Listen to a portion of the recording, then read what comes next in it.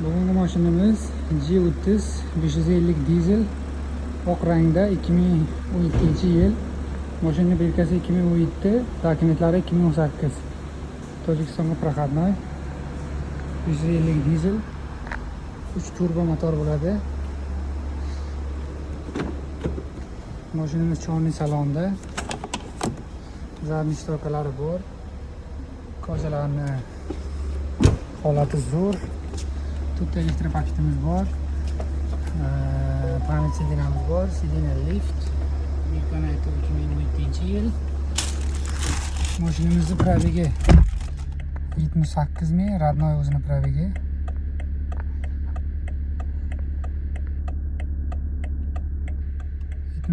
Probegi bor. Holatlari yaxshi. Ko'jalari toza. Qiziqqanlar yozga chiqarasizlar.